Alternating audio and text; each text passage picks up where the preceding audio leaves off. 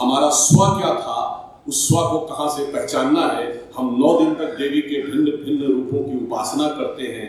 मैं पूछना चाहता हूँ विनम्रता से और चुनौती से, दुनिया में जितनी भी सभ्यताएं, देश, रिलीजन, पंथ, मत, संप्रदाय हैं, सबने ईश्वर की कल्पना की है, पर ईश्वर की कल्पना में बाकी सारे मत संप्रदायों में कहीं स्त्री तत्व का कोई स्थान नहीं है, सिर्फ पुरुष तत्व।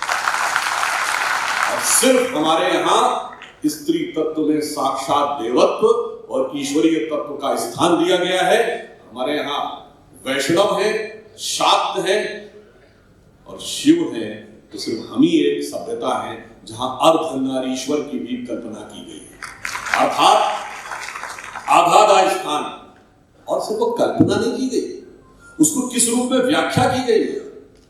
व्याख्या ये है जो हमारे शास्त्रों में लिखा है, वागार्थमि संप्रक्तौ वागार्थमि प्रतिपतये जगतः पितरो वंदे पार्वती परमेश्वर। अर्थात भगवान शंकर में का अर्धनारीश्वर स्वरूप में मां पार्वती और शंकर जी का स्वरूप उसी प्रकार मिलकर रचना करता है सृष्टि की, जैसे कविता का शब्द और अर्थ। यदि अर्थ ना हो तो शब्द का कोई महत्व नहीं, और यदि शब्द ना हो तो अर्थ की कोई अभिव्यक्ति नहीं। तो इस प्रकार से आप समझिए कि सिर्फ इतना ही नहीं, हमारी संस्कृति एकमात्र संस्कृति जहां पर धर्म ग्रंथों पर व्याख्या करने और शास्त्रार्थ करने का अधिकार स्त्रियों को दिया गया। एक नहीं, दो नहीं, 20-22 वैदिक काल की स्त्रियां हैं, गार्गी, अपाला, लोपमुद्रा, मैत्रेयी, जिन्होंने वेदों पर व्याख्या की है। और इतना ही नहीं, वेदज्ञ प्रकांड विद्वान ऋषियों से शास्त्रार्थ किया है। गार्गी ने ऋषि याज्ञवल्क्य के साथ, संध्या ने ऋषि मेधातिथि के साथ। फिर मैं चुनौती से पूछता हूं हमारे ऊपर ज्ञान देने वाले लोगों, बताओ तुम्हारे यहाँ धर्म ग्रंथ में कहीं टिप्पणी करने का अधिकार भी स्त्री को है? डिस्कशन करना तो बहुत दूर की बात। और चूंकि यह देवी का पर्व, मैं एक और बात याद दिलाना चाहता हूं, सबसे सामान्य और प्रसिद्ध शास्त्रार्थ कौन था? आचार्य मंडन मिश्र और शंकराचार्य जी का। उसमें जज कौन था?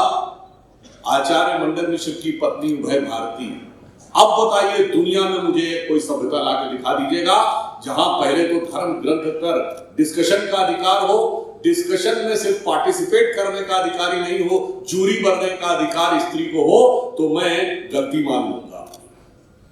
आप सोचिए कितना विराट हमारा यह विचार, कितनी विराट हमारा स्वतत्व, परंतु उसके बावजूद हमारे मन में इस प्रकार की बातें भरी जाती। और कोई कहेगा ऐसा नहीं कि सिर्फ प्राचीन काल में, आज बहुतों को पता होगा कि हिंदू धर्म में भिन्न भिन्न अखाड़े हैं, हमारे 13 अखाड़े, और उन अखाड़ों में अभी पिछले कुंभ में पहली बार ऐसा हुआ है कि अखाड़े की महामंडलेश्वर एक महिला बनी है।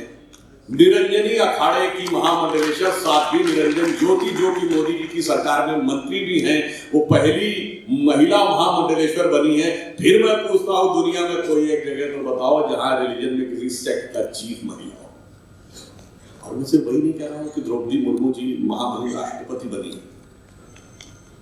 वो जानते हैं क्यों बनी? बाकी सब तो अपना लोग व्याख्या करेंगे और वो उनका व्यक्तित्व अपनी जगह। मैं तो इसको दार्शनिक दृष्टि से देखता हूँ। भगवान राम का जब राज्याभिषेक हुआ था तो क्या सीधे हो गया था? नहीं, पहले तो राज्याभिषेक होते ही षड्यंत्र हो गया था। षड्यंत्र के बाद वनवास हो गया था। वनवास के बाद वनवास में भी सीधे राज्याभिषेक नहीं हुआ था। पहले माता शबरी का सम्मान हुआ था, निषाद राज का राज्याभिषेक हुआ था, सुग्रीव का राज्याभिषेक हुआ था, तब राम का राज्याभिषेक हुआ था।